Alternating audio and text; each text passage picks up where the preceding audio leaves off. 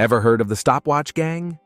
They're not your average bank robbers, and the secret behind their genius schemes will leave you on the edge of your seat. Anyone who loves the series Money Heist would have asked themselves at some point, isn't this just fiction? But no, that is what the Canadian Stopwatch Gang has proved to the world. There aren't many tales in criminal history that are as captivating as those of bold bank heists. One group in particular sticks out among the most infamous, the Stopwatch Gang. They were renowned in the criminal community for their daring actions, meticulous planning, and extraordinary capacity to outsmart law authorities. Between the late 1970s and the early 1980s, they frightened banks in both Canada and the US, evading law enforcement and thrilling the public in the process. The trio, made up of Stephen Reed, Patty Mitchell, and Lionel Wright, became well known for their meticulous preparation and skillful execution of theft. Stopwatches were a common tool they employed to time their work. Over the course of their more than 10-year criminal career, they pulled off several successful robberies, making them one of North America's most toughest and proficient criminal groups. To know more of the Stopwatch Gang, you need to know about this trio of unlikely criminals with backgrounds as diverse as their heists. First up, Lionel Wright, the meticulous planner, with a mind sharper than any vault's security system. Hailing from humble beginnings in Canada, his strategic genius was forged through life's trials and triumphs, paving the way for his journey into the world of crime. Then there's Patty Mitchell, the mastermind of the operation. With roots tracing back to Ireland, Mitchell's upbringing was far from ordinary. Surrounded by the shadows of crime from a young age, he learned the ropes early on, crafting himself into the cunning strategist the gang needed. And last but not least, Stephen Reed, the literary prodigy who turned into a criminal. From a comfortable middle-class upbringing, Reed's path took a sharp turn into the thrill-seeking world of heists. Despite his initial promise, personal demons and a taste for rebellion led him down a different road. The group's mastermind, Stephen Reed, had a sharp mind and a talent for painstaking preparation. With a degree in literature and writing, he handled every theft like a well-crafted story, taking every precaution to guarantee success. Lionel Wright, a proficient locksmith and safe-cracker, offered the technical know-how required to compromise security systems and bank vaults. His skill in deftly handling locks gave him the name, the Dentist. Lastly, their plans were carried out with merciless efficiency under the command of charismatic and brave leader Patty Mitchell. There are more fascinating facts about this trio. These people were drawn to one another by more than just a simple love of quick money. They were driven by a desire for excitement that was unsatisfied by regular living. With their individual contributions to the mix, Lionel Wright, a methodical thinker, Patty Mitchell, a mastermind born into a life of crime, and Stephen Reed, a rebellious writer, formed a collaboration that was as surprising as it was unstoppable. Don't let this fool you, though. These were no ordinary thieves. They were complex people with more levels to them than any vault they had ever cracked open. Lionel's drive, Patty's street smarts, and Stephen's creativity came together to paint a dangerously complicated image. Yet what truly set them apart wasn't just their skills, but their dedication to the craft of theft. Every heist was a masterpiece of planning, with the gang leaving no stone unturned in their quest for the ultimate score. They studied their targets like scholars, crafting schemes so intricate they would make your head spin. But let us remind you, they are not the heroes. The members of Stopwatch Gang, despite having danced with the devil, were anything but rivals. In particular, Stephen Reed was a man of letters, possessing literary power comparable to that of a blade. However, even his descriptions could not capture the thrill of the chase or the rush of adrenaline they felt when they kept outwitting the cops. Remember, when you read about the Stopwatch Gang, that behind every daring theft is a tale of ability, aspiration, and circumstance.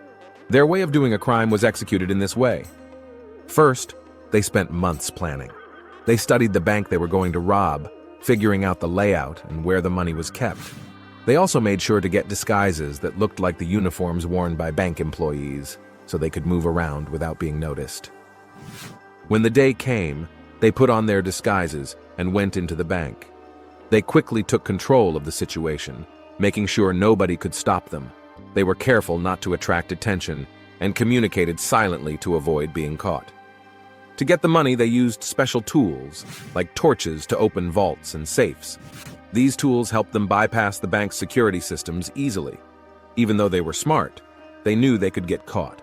So, they planned carefully, using safe houses to hide and encrypted messages to communicate.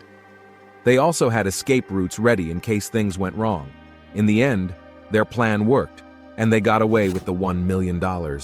Their daring heist made them famous, showing just how clever and determined they were.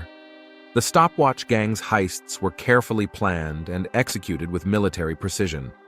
In some cases, they would use explosives to blow open safes or vault doors, while in others, they would employ more subtle methods, such as lockpicking or impersonating bank employees. Now that we know about how they did it, let us see which are the heists they managed to pull off. Their first major heist took place in Toronto in 1974, where they made off with over $750,000 from the Canadian Imperial Bank of Commerce. This brazen act set the stage for a string of high-profile robberies that would follow, earning them notoriety and respect within the criminal underworld. Over the next several years, they targeted banks in cities across Canada, including Montreal, Ottawa, and Vancouver, as well as in the United States, including New York City and Los Angeles. The next heist was truly jaw-dropping. One of the most infamous heists carried out by the Stopwatch Gang was the robbery of the Ottawa Main Post Office in 1974. In what was one of the largest robberies in Canadian history at the time, the gang made off with over $750,000 in cash and stamps after disabling the alarm system and overpowering the security guards. The audacity and precision of the operation shocked law enforcement officials and earned the gang widespread fame. But all things come to an end. Despite their cunning and skill, the Stopwatch Gang's criminal career eventually came to an end. In 1980, Stephen Reed was apprehended by law enforcement after a botched robbery attempt in Victoria, British Columbia. He was subsequently convicted and sentenced to prison, effectively bringing an end to the gang's reign of terror. Patty Mitchell and Lionel Wright managed to evade capture for several more years before being apprehended in the United States and extradited to Canada to face charges. Dozens of books, documentaries, and films have been inspired by the public's fascination with the story of the Stopwatch Gang. Their daring thefts and tight escapes from law enforcement have turned them into legendary figures in the archives of criminal history, preserving their exploits for history. The motives and inner workings of the Stopwatch Gang remain a secret, leading to conjecture and mystery despite their illicit operations. The Stopwatch Gang's luck eventually ran out. In 1980, they attempted to rob a bank in San Diego, California, but were foiled by an alert security guard who managed to sound the alarm before they could make their escape. A shootout ensued, resulting in the arrest of Lionel Wright and Patty Mitchell, while Stephen Reed managed to flee the scene. With two members of the gang behind bars, authorities intensified their efforts to capture Stephen Reed, who had become the primary focus of their investigation. After a nationwide manhunt, Reed was apprehended in Arizona and extradited to Canada to stand trial for his role in the gang's crimes. In 1981, he was sentenced to 21 years in prison, effectively bringing an end to the reign of the Stopwatch Gang. The legacy of the Stopwatch Gang lives on in the archives of crime history, remembered as one of the most successful and elusive bank robbery crews of all time. Despite their criminal activities, they became folk heroes of sorts, admired for their audacity and cunning. In the end, the story of the Stopwatch Gang serves as a cautionary tale about the allure of crime and the consequences of pursuing wealth at any cost.